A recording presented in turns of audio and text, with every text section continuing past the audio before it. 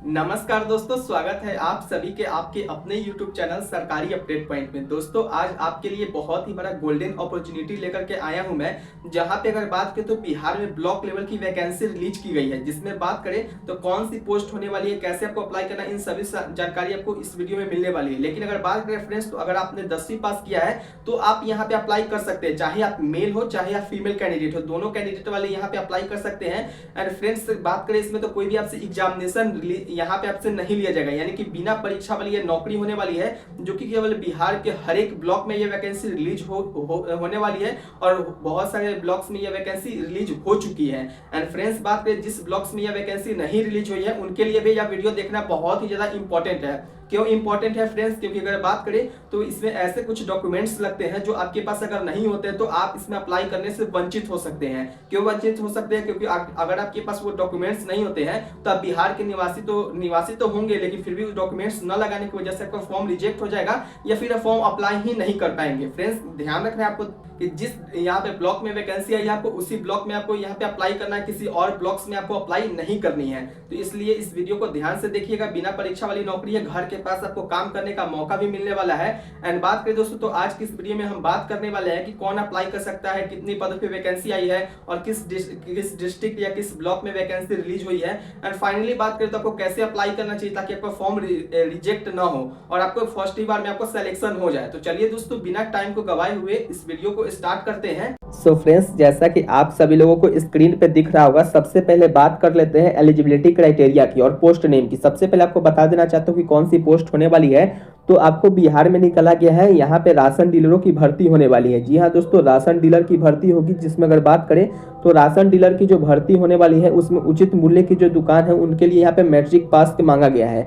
यानी कि अगर आपने मैट्रिक पास किया है या फिर कंप्यूटर का आपके पास नॉलेज है तो आप इसमें अप्लाई कर सकते हैं। साथ ही में बात करें एज लिमिट की, तो एज यहाँ पे जो है 1/1/2026 यानी कि 1 जनवरी तक आपकी जो है न्यूनतम जो एज 18 वर्ष होनी चाहिए। मैक्सिमम एज की बात करें तो सभी कैटेगरी वालों के लिए यहाँ पे एज लिमिट भी रखा गया है। जैसे कि अगर बात करें नेक्स्ट की, उसी में बात करें कि उचित मूल्य की जो दुकान है उनके आवंटनों के लिए यहाँ पे स्वयं सहायता समूह से जुड़ा होना चाहिए और इसमें महिलाओं की जो सहयोग समितियां होती है उनके लिए भी यहाँ पे अप्लाई कर सकते हैं। जो शिक्षित जो है और बेरोजगार है वो अप्लाई कर सकते हैं। साथ ही बात करें जो भी संबंधित पंचायत या फिर वार्ड शहरी होंगे वो भी, उनको भी निवासियों को यहाँ पे प्राथमिकता दी जाएगी, तो वो भी यहाँ पे अप्लाई कर सकते हैं। साथ ही में बात करें तो जो राशन दुकान होती है उनके लिए खोलने के लिए यहाँ पे कुछ अहर्ताएं रखी जाती है, यानी कि कुछ शर्त रखी जाती है। जैसे कि अगर बात करें कौन सी शर्तें हैं, तो सबसे पहले संयुक्त परिवार में एक से अधिक सदस्य जो है उचित मूल्य की दुकान में नहीं होना चाहिए। जैसे कि हो सकता है पिता माता भाई, कोई भी घर में एक ही होना चाहिए। अगर बात करें तो कोई जिसकी यहाँ पे राशन डीलर की जो यहाँ पे मिलने वाली है उसमें मुखिया, सरपंच, जो वार्ड सदस्य है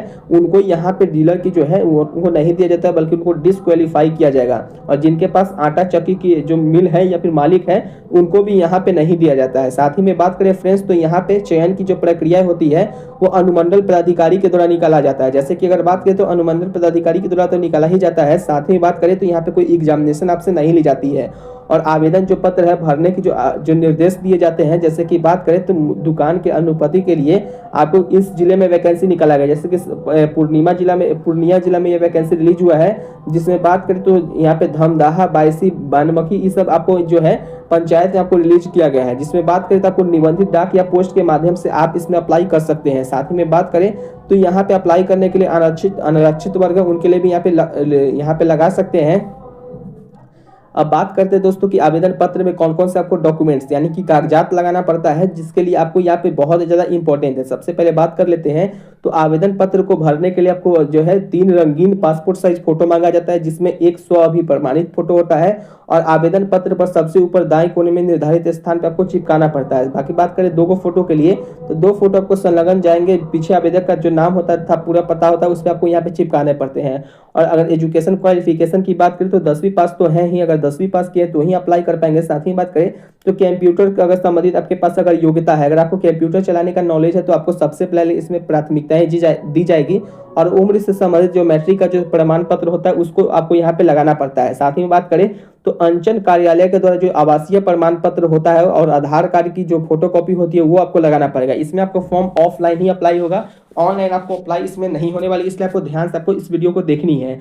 साथ ही में बात करें यदि आवेदक अनारक्षित आरक्षित वर्गों की श्रेणी में है या फिर मान के चलिए कोई एससी कैटेगरी का होगा या फिर एसटी कैटेगरी का होगा या फिर किसी भी कैटेगरी का होगा पिछड़ा अति पिछड़ा वर्ग को लिए, तो उनके लिए यहाँ पे एनसीएल का जो सर्टिफिकेट होता है वो बिहार सरकार वाला नॉन क्रीमी लेयर वाला सर्टिफिकेट आपको लगाना पड़ेगा। साथ ही में बात करें तो दुकान या गोदाम के लिए जो आपके पास आपको जो शहर है जहाँ पे आप दुकान खोलना चाहते हैं तो उनके लिए खसरा नंबर जो होता है खाता नंबर वो आपको यहाँ पे रसीद के साथ लगाना पड़ता है। साथ ही बात करें तो आवेदक को इस स्वयं जो शपथ पत्र होता है वो भी आपको लगाना पड़ता है, जिसमें परिवार में किसी सदस्य के नाम से पूर्व में जन वितरण प्रणाली की दुकान तो नहीं है, उसके लिए आपको यहाँ पे चेकिंग किया जाएगा। और साथ ही बात करें तो आवेदक को किसी भी प्रकार का जो है केस मुकदमा आपको नहीं होना चाहिए। और बात करें तो किसी भी घर में आपको सरकारी नौकरी आपको नहीं होनी चाहिए, सरकारी नौकरी नहीं होना चाहिए। जैसे कि बात करें तो अथवा जो उनके निकट संबंधित है उनके पास आटा चक्की की जो दुकानें हैं वो भी नहीं होनी चाहिए। अब बात करते कि अब आवेदक जो वर्तमान में मुखिया, सरपंच, पंच, वार्ड सदस्य ये नहीं होनी चाहिए। और बात करें स्वयं सहायता समूह के लिए कौन कौन से है तो समूह का गठन 1 वर्ष पुराना होना चाहिए और बैंक जो खाता होता है उनके लिए 1 वर्ष भी पुराना मांगा जाता है। और साथ ही बात करें तो ये जो जरूरी जानकारियां हैं वो आपको मिल जाती है। और बात करें आवेदन प्राप्त की अंतिम तिथि क्या है तो दोस्तों बात करें तो ये इसका फॉर्म स्टार्टिंग हो चुका है 9 फरवरी से लेकर के 6 मार्च 2026 तक आप इसमें अप्लाई कर सकते हैं स्पीड पोस्ट के माध्यम से। अब बात करें कि कौन कौन से आपको कहाँ से अप्लाई कर सकते हैं तो सबसे पहले बात करें तो अनुमंडल पदाधिकारी कार्यालय सदर पूर्णिया है वो बिहार के, आपको इस पते पर आपको डायरेक्टली आप अप्लाई कर सकते हैं। साथ ही बात करें तो नेक्स्ट पता आपको यहाँ पे दिया गया है और 4 पतों पे आप डायरेक्टली अप्लाई यहाँ पे कर पाएंगे। वही बात करें तो आपको यहाँ से सुबह में 10 बजे से लेकर के आपको 5 बजे तक अप्लाई करना पड़ेगा।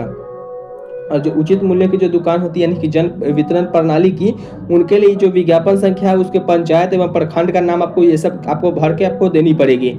अब दोस्तों बात कर लेते हैं कि यहाँ पे आपको आपको कैसे को फॉर्म अप्लाई करनी है। तो दोस्तों इस फॉर्म को अप्लाई करने के लिए एक बात और आप लोगों को बता देना चाहता हूँ, अगर आपको इसका फॉर्म अप्लाई करना है तो आपको इस फॉर्म तो आपको कहीं से मिलेगा नहीं, इसलिए आपको ऑफलाइन अप्लाई हो रहा है तो स्पीड पोस्ट के माध्यम से ही अप्लाई कर पाएंगे। तो आपको अप्लाई करने के लिए सिंपली क्या करना है कि इसको फोटो को जो है अब मैं आपको डायरेक्टली व्हाट्सएप पे प्रोवाइड करवा दूंगा। दोस्तों आपको व्हाट्सएप पे जो है मेरा व्हाट्सएप नंबर मैं बता देता हूँ जहाँ से आप डायरेक्टली आपको इसको फॉर्म मिल जाएगा। व्हाट्सएप नंबर की बात करें, मोबाइल नंबर की बात करें तो 7761046831। दोस्तों ये मेरा व्हाट्सअप नंबर है, इस पे डायरेक्टली आपको फॉर्म का पीडीएफ यहाँ पे मिल जाएगा। दोस्तों एक बात करें तो व्हाट्सएप आपको कोई भी वर्क होता है तो उसके लिए आपको 49 रुपीज़ पहले आपको देना पड़ता है, उसके बाद ही आपका कोई भी आपको वर्क यहाँ पे होगा। इसलिए सबसे पहले अगर आप व्हाट्सएप पे जाते हैं तो आपको 49 रुपीज़ आपको सेंड करने पड़ेगा। उसके बाद आपको कोई भी जो भी डाउट होगा या फिर कुछ भी होगा तो सारी जानकारी आपको सिंपल लैंग्वेज में आपको बताई जाएगी। दोस्तों अब बात कर लेते हैं फॉर्म आपको कैसे अप्लाई करनी है। तो जैसा कि आप सभी लोग स्क्रीन पे देख रहे हैं, आपको सबसे पहले आपको जो आवेदक का जो फोटो है वो यहाँ पे पासपोर्ट साइज फोटो यहाँ पे चिपकाना है। नेक्स्ट बात करें तो आपको अनुज्ञापन यानी कि पदाधिकारी का नाम यहाँ पे जो है इसको छोड़ देना है, बाकी कार्यालय का जो पता है उसको भर देना है। और आवेदक का नाम यहाँ पे जो है क्या है, नाम पूरा नाम यहाँ पे लिखना है। जैसे कि मैं बात करूँ तो मेरा नाम है आनंद कुमार, तो मैं यहाँ पे सिंपली इस तरीके से हिंदी में आपको यहाँ पे फुल कर देना है। इंग्लिश में आपको नहीं भरनी है, नहीं तो आपको अच्छा नहीं रहेगा। नेक्स्ट बात करें तो पिता या फिर पति का नाम क्या है, चाहे हो सकता है किसी महिला हो तो इनका महिला वालों के लिए पति का नाम लिखना है। अगर मान के चलिए अनमैरिड है तो उनको आपको पिता का नाम यहाँ पे फुलफिल करना है। शैक्षणिक योग्यता की बात करें तो अगर बात करें तो मैक्सिमम जितना आपको शैक्षणिक योग्यता है वो आप यहाँ पे डाल सकते हैं। जैसे शैक्षणिक योग्यता की बात करें तो न्यूनतम तो 10वीं पास है ही, अगर आपने 12वीं पास किया तो 12वीं का भी सर्टिफिकेट आपको लगाना चाहे तो आप इसमें लगा सकते हैं। नेक्स्ट बात करें फ्रेंड्स तो यहाँ पे आपकी एज लिमिट यानी आपकी उम्र कितनी हो रही है, 10वीं का मार्कशीट आप देख लेंगे, उनके आधार पे आपको यहाँ पे एज लिखनी है। न्यूनतम 18 साल होना चाहिए, 18 साल से कम नहीं होनी चाहिए, नहीं तो आपका रिजेक्ट हो जाएगा।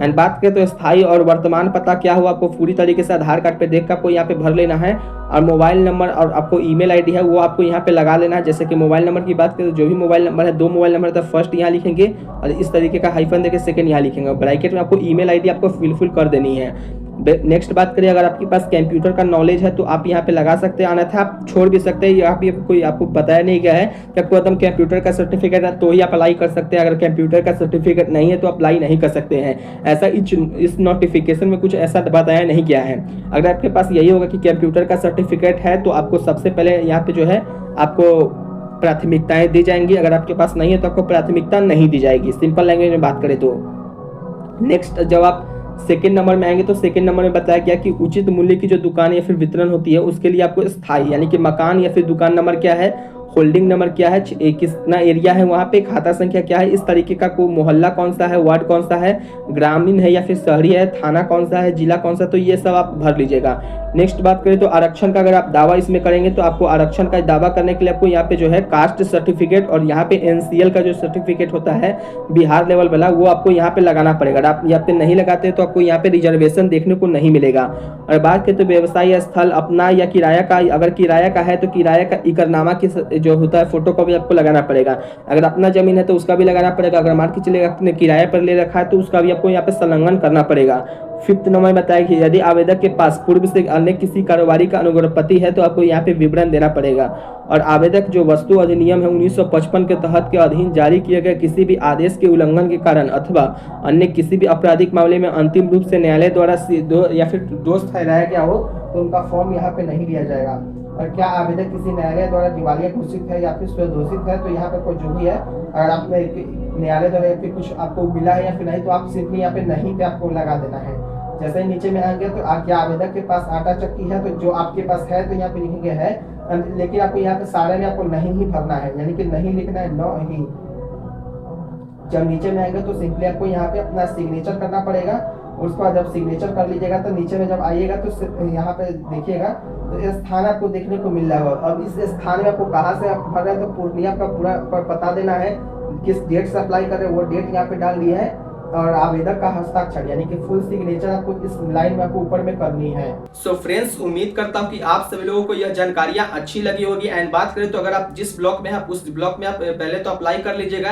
एंड बात करें फ्रेंड्स, अगर आपको कोई भी डाउट कहीं से भी कुछ भी अगर कंफ्यूजन होता है तो आप अपने भाई से या फिर भाई कहिए या फिर बड़ा भाई या फिर छोटा भाई कहिए, आप हमसे जाकर के डायरेक्टली आप कमेंट में आप पूछ सकते हैं। पूछने के साथ साथ अगर बात करें, अगर आपको लगता है कि मुझे इसमें फॉर्म भरने में कुछ दिक्कत आ रही है या फिर कुछ परेशानियां रही है तो भी आप कमेंट में लिख करके बताएं, जहां पे आपको सारा सॉल्यूशन यहां पे दिया जाएगा। एंड फ्रेंड्स, एक बात का और ध्यान रखना है कि जिस ब्लॉक्स में आपको वैकेंसी है उसी ब्लॉक्स में आपको यहाँ पे अप्लाई करना है। ये बार बार रिपीट कर रहा हूँ, नहीं तो आपका फॉर्म रिजेक्ट होगा ही होगा, इस बात का आपको ध्यान रखना है। एंड बात करें, अगर आपको यह वीडियो पसंद आया होगा तो इस वीडियो को लाइक शेयर एंड अपने दोस्तों के साथ सब्सक्राइब करवाइएगा। जिसने सब्सक्राइब कीजिएगा या फिर करवाइएगा, जिसने 10वीं पास कर लिया उनको शेयर भी करना है। क्यों शेयर करना कि हो सकता है कि आपके भाई हो, बहन हो, या फिर हो सकता है कि छोटी भाई हो, फिर बड़ी बहन हो या फिर भाभी हो, कोई भी हो, अगर 10वीं पास किया तो उनको सिंपली आपको शेयर कर देना है ताकि वो भी अप्लाई कर सके। एंड फ्रेंड्स, बात करते हैं तो यहाँ पे आप वीडियो पसंद आया हो तो लाइक शेयर सब्सक्राइब तो करिएगा ही करिएगा।